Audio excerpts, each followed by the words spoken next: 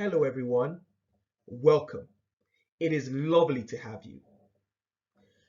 I'm sure you will agree that the coronavirus pandemic has greatly affected our world. It is as a result of this that we will be discussing the coronavirus pandemic addressing the issues at stake. In particular, our topic for this afternoon will be coronavirus pandemic and global economic recession, protecting the most vulnerable.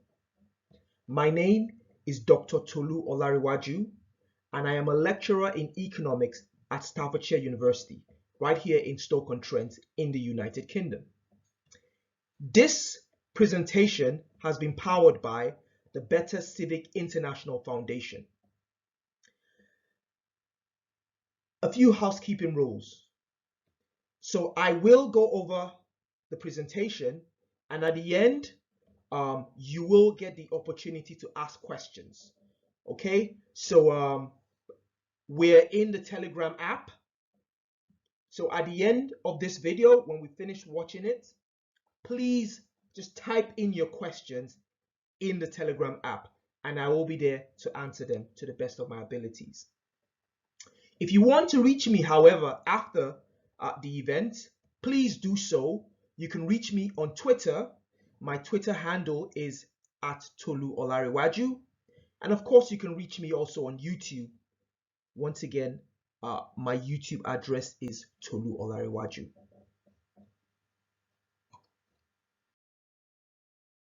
So this will be the outline for our discussion today.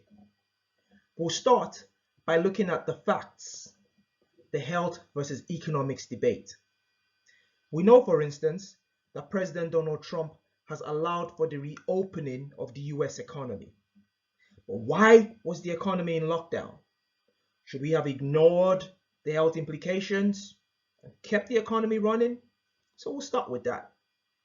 Next, we look at the economic fallout for developed and developing countries of the coronavirus pandemic, and of course the lockdowns that have been put in place. Next, we look at who bears the brunt as a result of all of this. We'll follow that up by a way out for developed and developing countries. We'll take a two-pronged approach. We'll look at the health implications, and then we'll look at the economic implications. We'll follow that up by discussing how we can protect the most vulnerable in society. And then finally, we'll look at the economic solutions and lessons that can be learned from all of this. Okay, so let's go. So let's start with the facts, health versus economics.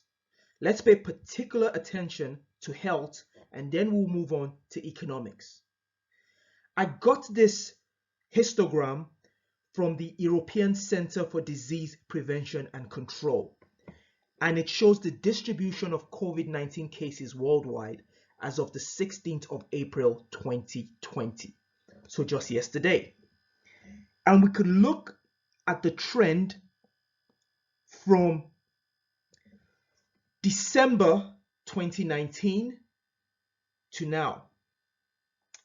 And if we look at the places that have recorded the highest number of cases, we'll of course have to consider Europe, America, so that's North and South America.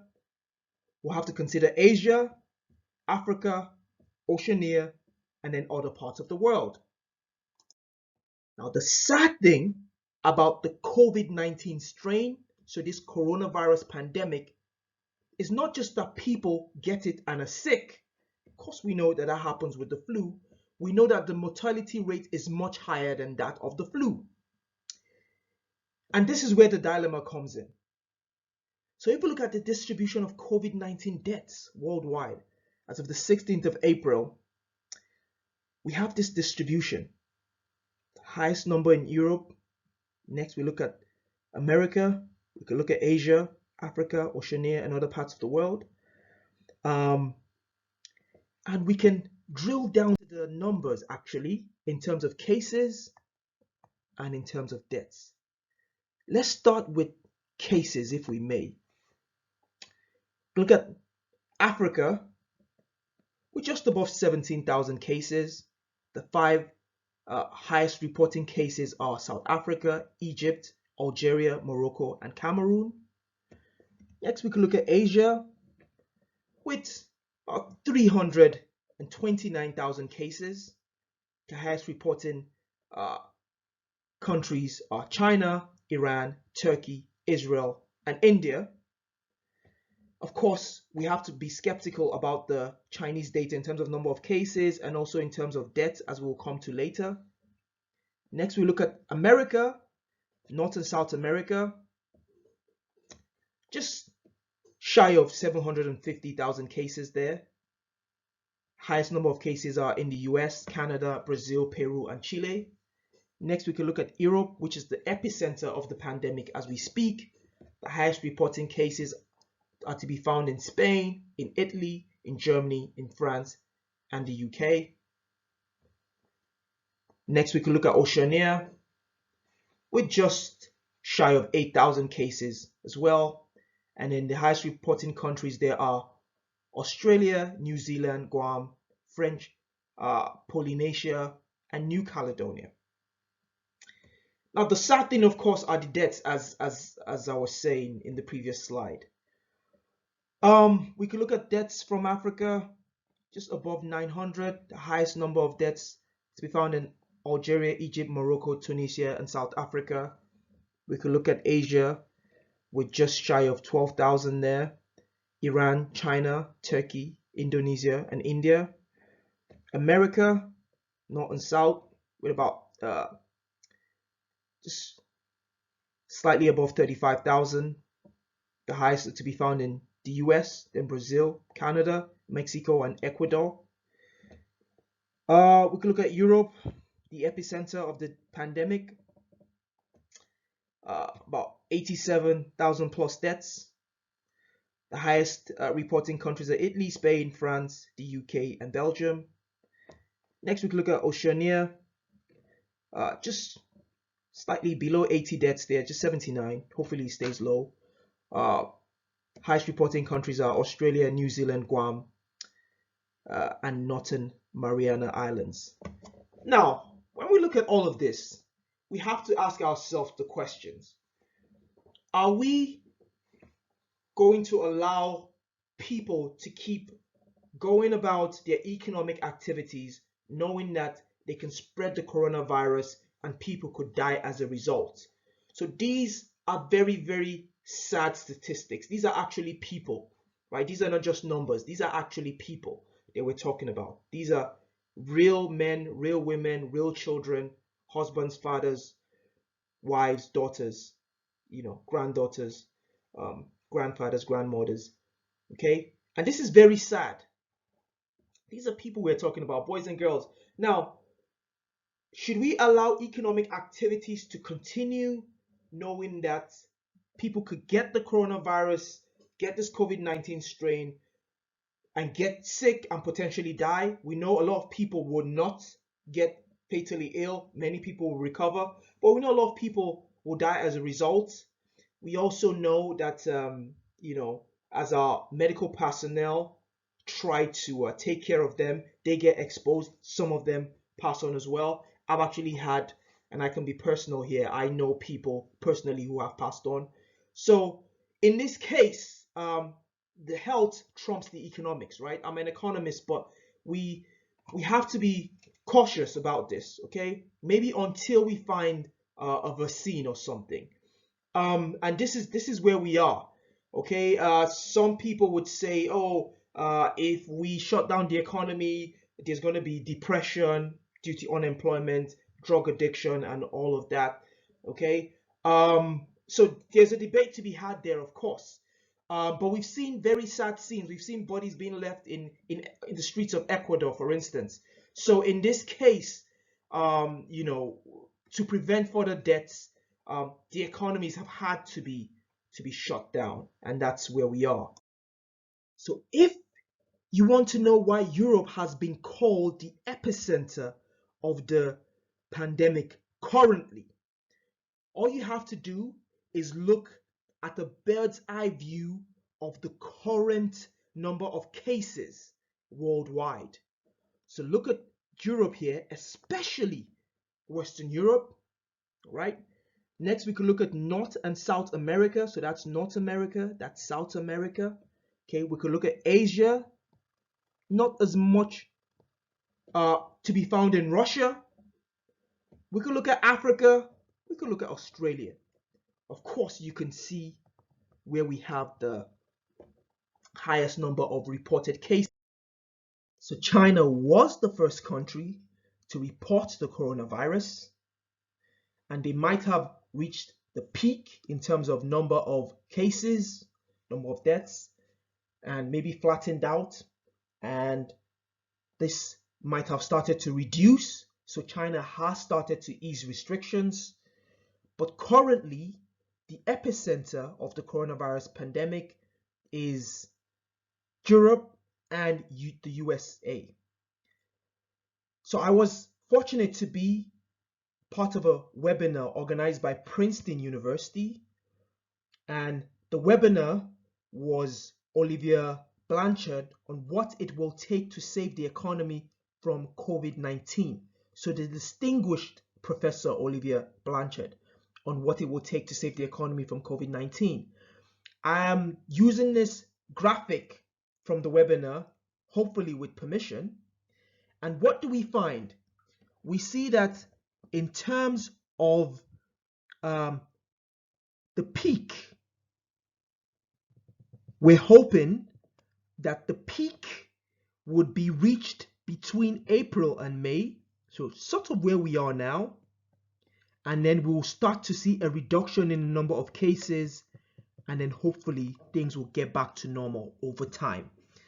Now, the thing everyone is trying to avoid, what we're hoping will not occur, is we don't want a resurgence, okay? We don't want a situation where you open the economy too soon, or people get back to their normal lives and then number of cases starts to rise. Because the reason why we've had the lockdowns, one of the core reasons, apart from slowing down the rate, is so that we can allow the health services to cope, right? So we don't want the health services to be overwhelmed at one time. But it would be tragic if we had a second and third resurgence. Now let's consider this same peak and flattening out theory for developing countries. The hope is that if developing countries get it right and they impose their lockdowns early enough, then the rate of infection will never be as high as we found in developed countries. So that's the hope, right? But developing countries have some very peculiar issues that we should highlight. First of all, they have poorer health systems, okay? And this is a bad thing, right? So imagine if they are overwhelmed, how can they cope? However, developing countries also typically at the moment tend to have a younger population, and we know that we have lower fatalities among younger populations than older populations. We've seen that across Europe and across the US of A as well, across Americas as well. And then there might be something in the favor of developing countries as well, the warmer weather, okay? So who would have thought the weather would be a good thing? Who knows? There's a theory being postulated that the virus might not be able to survive in warm weather. So that is a theory. We also know, however, that it's harder to impose lockdowns in developing countries. We've seen some high-handedness in some developing countries, right? So the military and the police stepping in to impose the lockdowns, and we've seen what's happened. For instance, in South Africa. And we also know that there will be more economic hardships, okay, for workers, especially hand-to-mouth workers in developing countries. So these are typically people who need to go out and earn their daily income, right? So they don't get paid at the end of the month or at the end of a year or at the end of doing a big project, right? They have to go and work every single day. So on-account workers, for instance, low-skilled, low-wage workers, they might suffer a lot of economic hardship. Let's look at an example of Nigeria. Okay, we look at the example of Nigeria. We know that Nigeria has fewer beds compared to the US of A. Okay, so 0.5% bed per 1,000 people compared to 2.3% for the USA. So this is data from the webinar I attended by Olivier Blanchard. And then in terms of ventilators, some research has also showed that Nigeria has 169 ventilators for about 80 million people, okay, for the states that they have data on. Okay, so you could just think of what will happen if the number of cases skyrockets and people have to use ventilators. We also know that Nigeria has much lower testing capacity, so maybe this is why we haven't had a lot of recorded cases. It could be that there are some cases that we're not picking up. Of course, there might, of course, be economic hardships, and this is what my research shows, okay? Especially, once again, for self-employed own-account workers, hand-to-mouth workers, okay, who need to go out and work and then get consumption money for their households. These people would face economic hardships. Now let's look at the economics of coronavirus. Let's look at this in, say, worldwide perspective. Let's look at the developed countries first. Let's look at some indicators. The Nikkei, the Dow Jones, and the FTSE all suffering crashes. Okay, so look at the stock markets. The Nikkei less about 22.2%, the Dow Jones 24.1%, FTSE 28.8%. Okay, between March and April. We could also look at, in particular, what the FTSE is telling us. We could look at what's happened in the dot-com bubble, the financial crisis, Black Monday, and look at what's happened during the coronavirus outbreak. So we could see that this follows the trend of past crisis, past global economic crisis that we faced. We could look at Chinese industrial production fell by 13.5% in the first 2 months of the year. We could look at US jobless claims. These are at a record high. Okay, some estimates say this is at 21 million. I beg your pardon, 21 million jobless claims in the USA, and this is why you can see some people might be keen to restart the economy. But once again, we need to think of the health implications before we do so. We could look at oil price rallies in terms of the price of oil. So Brent crude in US dollars per barrel. We can see that hasn't been doing too well as well, although we know that there has been some agreement between the OPEC nations. We also know that more than 100 countries have travel restrictions because of the coronavirus. Okay, what has that done? That has reduced tourism. It's reduced incomes for airlines. A lot of airlines have grounded their airplanes. Think about what that would mean to their staff. Think about what that means for countries that rely a lot on tourism. Okay, I think about what that means to hotels, and entertainment related businesses. Okay, so we have a downturn as well.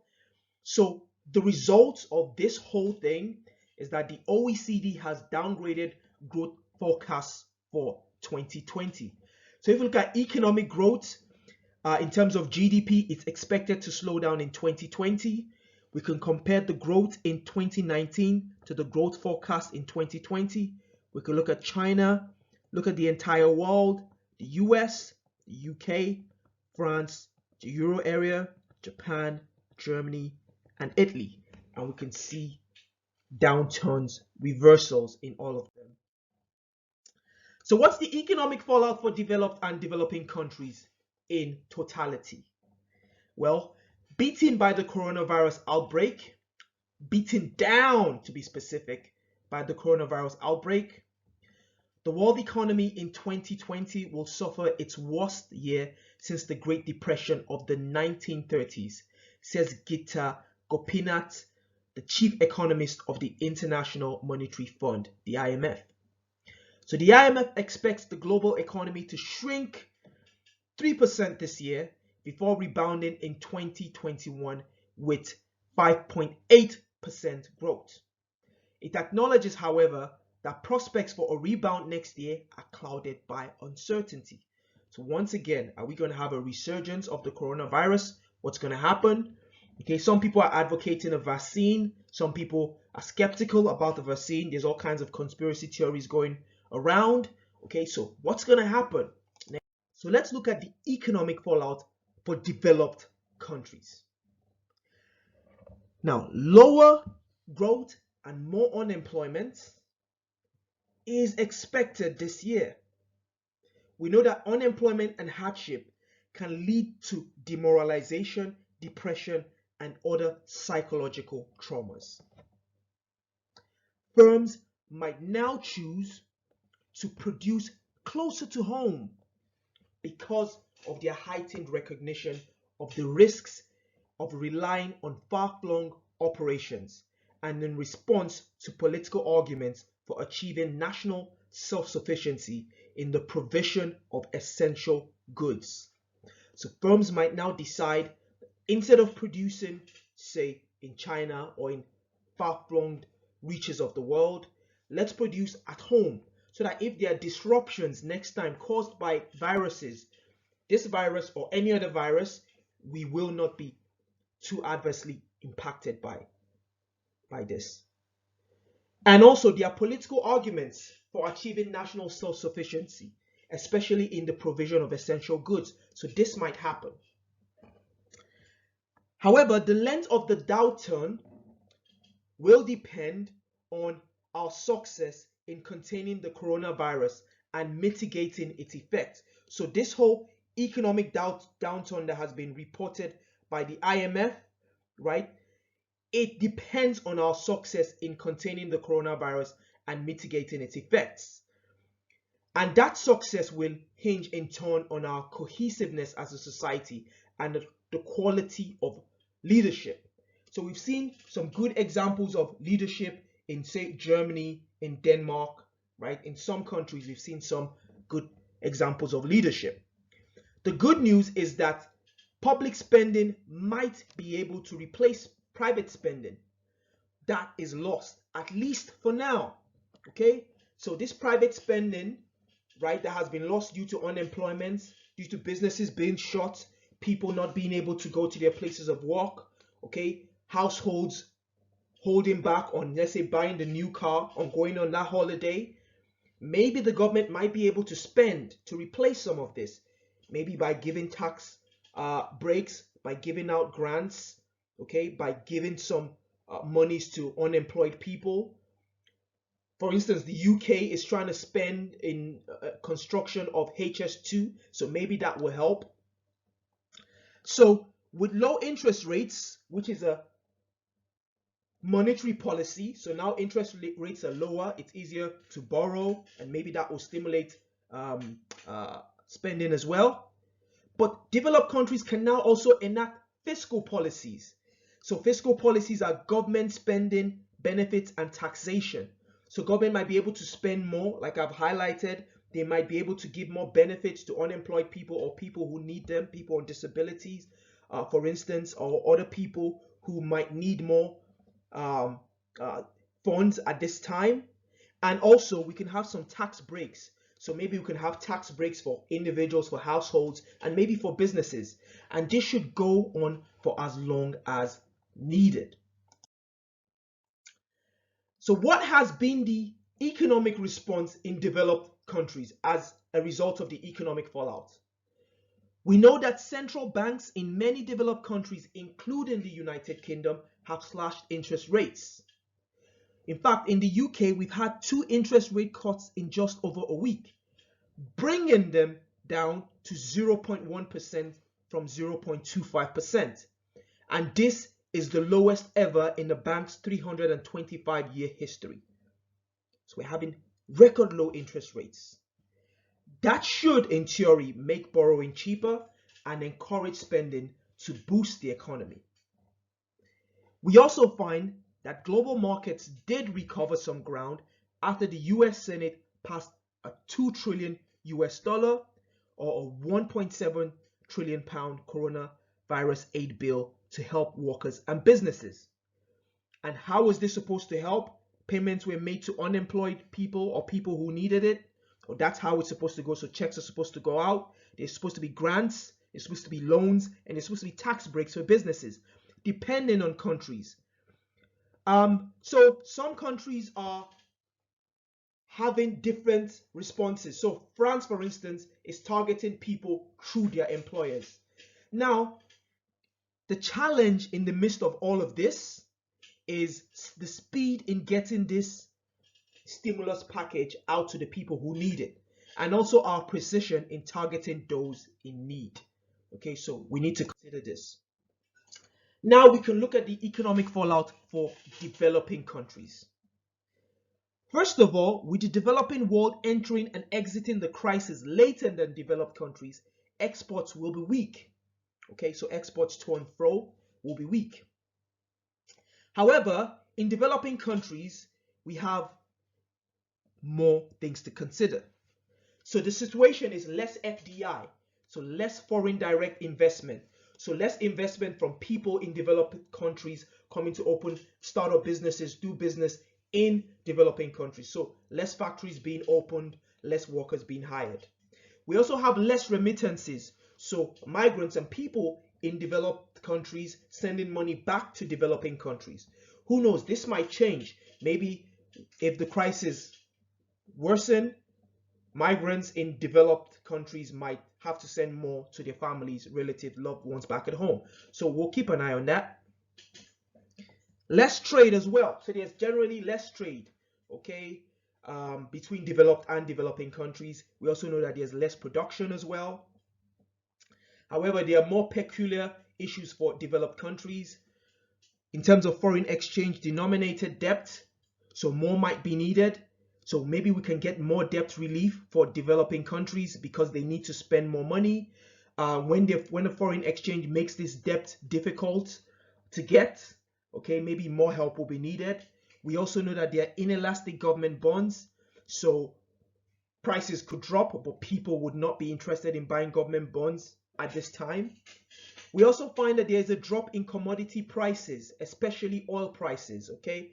So that might affect countries who depend a lot on oil exports. We also find that there's less tourism, so countries that have to rely on tourists, that is a challenge there. Of course, there's less government aid, so general government spending to people in these countries. And also maybe if some foreign governments had been aiding countries in the developing world, then we also have problems. Of course, the developing countries also face similar challenges, the speed of the response and how they target people in need.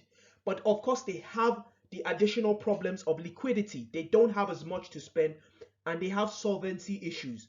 So their liabilities and equities are greater than their assets, and this becomes a crucial challenge. Now, if we look at the economic fallout for developing countries in Africa, so taking a peculiar bird's eye view of Africa, after an initial analysis of COVID-19's economic impact, McKinsey, so that's the consultancy company, the management consultancy company, has reported that Africa's GDP growth in 2020 could be cut by 3% to 8%. They find that the pandemic and oil price shocks are likely to tip Africa into an economic contraction in 2020 in the absence of major fiscal stimulus. Now, in Africa, Nigeria, South Africa, and Kenya might be the most affected economically due to oil price effects, impact on tourism, reductions in household and business spending, and disruptions to supply chains. So we know that Nigeria depends a lot on oil, so the oil price effects would affect it. Tourism in South Africa and Kenya is likely to decline. We're likely to have a reduction in household and business spending across all these economies, and there are also disruptions to the supply chains in all these economies. Now, this is the crux of our issue, and this is why we're here today. Who bears the brunt? Now, it is sad and it breaks my heart that actually the people who are most likely to bear the brunt of all of this are the socio-economically disadvantaged. So these are poorer people, right? They typically live in shanty towns. They typically have some hand-to-mouth existence. They have unsteady jobs. They have to go out to work. Okay? So my research shows that these hand-to-mouth workers, be they in self-employment, so own account self-employment, typically will suffer from this because now, right, they cannot work and their households depend on them. Okay, and you know, it's all good and fine in developed countries to talk about social distancing, but how good can you social distance if you live in a shanty town? Okay, if you live in a face me I face you, right, where a lot of people share bathrooms, showers and things like that, you know. So this is an issue. Okay, how do they live? How do they get means of livelihood? Now, if we look at Nigeria again, okay, I know there are a lot of Nigerians in the chat. The COVID-19 pandemic started as a disease of rich people. So people who had traveled abroad, you know, think about one of the first cases, someone came in from Amsterdam, someone came in from Italy, right? Okay, and then some of the cases that were reported high up in the echelons of politics. So the president's special advisor, for instance, one of the sons of a former vice president, so Vice President Atiku's son. Okay, so these are well-to-do people. It would be tragic if it now becomes a pandemic for poor people. That would be tragic if it trickles down to poor people. So this is why the lockdown is needed, especially at this stage. Okay, we know that there will be economic hardships as well. Okay, because these people cannot walk, they cannot feed themselves, but hopefully we can target them speedily, right? So economic hardships, especially for hand-to-mouth workers, will be an issue in these countries. But as I was saying, health takes precedence in this case. So I've had discussions with other stakeholders, right? And we've had long, protracted discussions, and we have decided that health takes precedence in this case.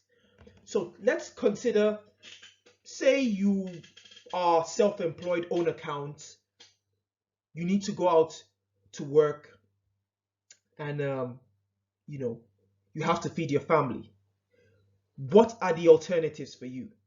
In this case, my advice would be to dig into your savings for as long as you can, okay, and stock up on essentials, food items, you know, essential items for now, okay, so that you can wait out the pandemic. Because the alternative would be you go out, you might get infected, you might get sick. Like we said, there's a poor health system, right, typically to be found in developing countries, less ventilators, okay. We've talked about it being a pandemic that started with rich people. These rich people were able to get treatment, and some of these countries have actually been on the ball. So think of Nigeria. It has actually done very well in terms of its doctors. They've done okay, you know. But if the rate of pandemic becomes too high, then what's the alternative? You go out there, you become sick. There is not enough to bring you and knock you back to health. You might infect members of your household, and we've seen very tragic scenes in Ecuador, for instance. Okay, so you know, where we've seen, you know, people die and be left in their homes or even in the streets. So hopefully this will not happen. So please, health takes precedence in this case. So let's obey the lockdown rules. okay, and then the economics can come later, please. That would be my recommendation. There's some other recommendations that I've been able to pick up in the webinars I've been attending. So webinars organized by Princeton University. So Paul Romer's webinar on how to restart the economy after COVID-19. He talks about testing and getting the rate of infection down. So let's test, and more test, as the World Health Organization has said.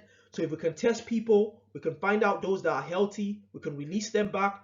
Those that are infected, we can isolate them, we can quarantine them, get them treated, get them well, and then release them back to society. Maybe have certificates or ways to make sure we can identify those who have been tested and they can identify their status. There's also an interesting webinar by Angus Dayton on what COVID-19 means for inequality and deaths of despair. Okay, and he says we must have programs to help the vulnerable. Okay, and these are not just economically vulnerable. This could be psychologically vulnerable as well. And these programs should not just hold now, but as the economic fallouts become clearer, because the effects might not just be economical, they could be psychological, they could be sociological. So we might want to watch out and then have the appropriate response as it happens. Think about what happens in poorer communities as well, not just in developed countries, but also in developing countries. They're more likely to drink alcohol, to smoke, to use drugs. Okay, so they are facing a double whammy of the economic fallout and then other social vices as well. Okay, so let's think of ways to channel resources and help them.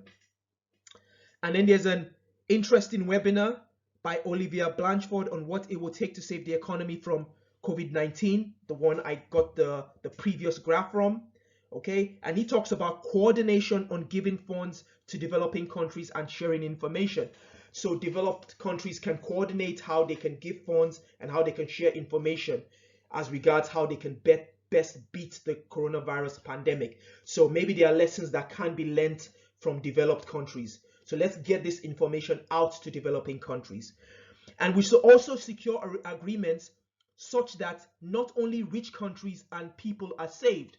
So we don't want a situation whereby only rich countries are saved and only rich people in rich countries or rich people in developing countries are saved. Let's try and save as many people as possible. Okay, and then my other personal recommendations from my understanding of the situation and the literature would be the appropriate fiscal and monetary policy. So we want to make payments to unemployed people or to people who need them. We want to be giving grants to businesses. I would prefer grants to loans, but if businesses are asking for loans to tide them over, let's do that as well. Let's have tax breaks as well for businesses, especially for businesses that are still paying their employees given these challenging times.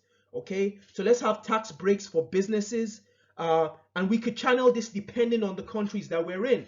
Okay, so think about a place like Nigeria where there are different taxes to be paid. We might want to have tax breaks for them. In the UK, there will be some specific tax breaks. Maybe the US, France, for instance, Germany. You can have tax breaks depending on the kind of businesses that are affected. So maybe tourism businesses, aviation businesses, construction businesses. Think of how it will affect them, health businesses, and then think of how to respond. I would also go as far as saying we might want to reduce custom duties for businesses that import medical facilities. Okay, and we've also seen the sad situation of some Shylocks increasing the price of medical equipment, so hand sanitizers, face masks. So we might want to put price caps for some medical equipment, okay, so that retailers do not run amok. Okay, and how can we protect the most vulnerable? Okay, this is once again one of the most crucial parts of our talk. So testing and isolating. So let's not just test rich people. Let's test the vulnerable. Let's test the poor people in society. As soon as they have symptoms, or at the same rate that we're testing rich people, let's make sure the testing is available around the society. Let's test and isolate those who have coronavirus. Let's treat them, please. And also, if we look at some examples of what's happened in developed countries, we can replicate that in developing countries. So I've talked about central banks in many developed countries, including the UK. They have slashed interest rates. So we've had 2 interest rate cuts in just over a week in the UK, bringing them down to 0.1% from 2%, the lowest ever in the bank's 325-year history. We've seen a similar action by the Central Bank of Nigeria. So the Central Bank of Nigeria, CBN, has disclosed that the interest rates on all applicable Apex Bank's intervention facilities have been reduced from 9% to 5% per annum for 1 year, effective March 1st, 2020. My advice would be that we don't turn this off too soon and maybe even reduce the rate of interest further. So maybe not just keep it reduced for 1 year, maybe elongate that and maybe even reduce that further. And we've also seen global markets recover some ground after the US Senate passed a $2 trillion coronavirus aid bill to help workers and businesses. Okay, so that's the tune of about 1.7 trillion pounds, 2 trillion US dollars. So why has this been done? This has been done so that we can have payments to unemployed people, to people who need them, grants, loans, tax breaks for businesses, like I've highlighted on the previous slide. Let's keep this up. Let's keep doing this in developing countries. Let's target vulnerable people. Like we said, these are hand-to-mouth workers. These are people who might not even have bank accounts, for instance, okay? So how can we target them? We need to be able to target these people, and we need to do it quickly, okay? So these are some of the issues here. So let's identify them. We could do it community by community, okay? We can identify them, use maybe leaders in certain communities. We need people of integrity to do this, of course, so that it doesn't end up in the pockets of politicians. We also know that a lot of Nigerian entrepreneurs, for instance, have given money. Okay, I think I read about Mike Adenuga, if I'm not mistaken. I'm not sure. I think Tony Elumelu as well. So, some of this money that has gone out, let's make sure it ends up in the pockets of those who need it, the vulnerable, socio-economically. Okay, and we could do this in 2 ways. We can have payments, cash payments, and we can also have food, some food support being given. All right, so now we're getting to the end of the talk, and these are some economic solutions and lessons to be learned. The coronavirus pandemic has been tragic, but I do think there's some lessons that we can learn from the whole event. The first one, I think, is that a single source of income is not beneficial. Diversify the economy. So economies that rely too much on oil or commodities, for instance, or just tourism, okay, they will be adversely affected. So please diversify the economy, right? So have production, agriculture, right? Manufacturing, education, diversify the economy so that if you have crisis like this, then you can still have incomes from other sources of economic activities. I think a good lesson to be learned as well is that the infrastructural decays have to be fixed. So the infrastructural decays must be fixed across developing countries. Okay, in Africa, for instance, this is crucial. So a lot of African dictators, a lot of people in developing countries, a lot of politicians in developing countries have been able to go abroad and get treatment, but now with the lockdown, with travel restrictions, they can't, and they must use the infrastructure in their home countries. And I think this is forcing them to rethink how they develop the infrastructures in their home countries, especially their medical infrastructures, their educational infrastructures, their research and science infrastructures, because these are the things that will be used in fighting this pandemic. Okay, so this will save lives. Okay, so let's fix the medical infrastructure, the transport infrastructure, educational infrastructure. And this ties into my next point, which is that we need more focus on research and development and science and technology. Who knows? The cure for coronavirus might be in the head of some African scientist, some African child, some Asian child. We don't know, right?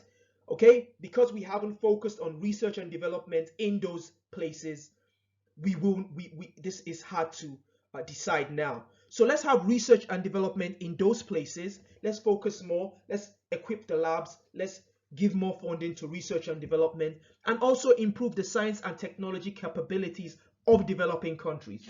Okay, so there are certain things that can be learned from developing countries and we can apply them in developed countries.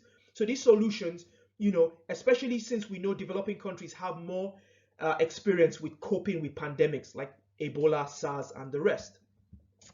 And I think the next lesson to be learned is in terms of national reserves. So when you have years of plenty, you should not deplete your national reserves. You want to save some for cases like this where you might have a pandemic or crisis. And then the final lesson, I think, is an individual one for all of us as we go. Don't forget to save for the rainy day. Have some savings, have some investments, because now we've had this pandemic. Now you have to eat into your savings, right? You need to have some savings to feed your families, to feed your households, and to feed yourselves. Okay, so let's increase our rates of savings, our savings rates, the savings ratios in developing countries. I think we should encourage more people to save so that when things like this happen, they can respond better, and we can also give them more. Okay, so we can, if they have bank accounts and things like that, we can reach them quicker. But let us encourage people to please save. So thank you, ladies and gentlemen. It's been a pleasure. At this point, I'll invite your questions and I'll try to answer them to the best of my abilities. So please type them in the Telegram app. And this talk has been on the coronavirus pandemic, addressing the issues at stake. We have focused on the coronavirus pandemic and global economic recession, protecting the most vulnerable. My name is Dr. Tolu Olarewaju. It's been an absolute pleasure to be your facilitator. And please take care of yourselves, take care of your families, and be good to each other. Thank you to the Better Civic International Foundation. And all the best from here, Staffordshire University, Stoke-on-Trent. I'm not actually at the university now. I am actually at home. But all the best from Stoke-on-Trent, all the best from the UK. Wherever you are, please take care of yourself. And we wish you all the very best. And hopefully we will overcome this. Okay, so all the best from Staffs Uni, all the best from Stoke-on-Trent, all the best from the UK.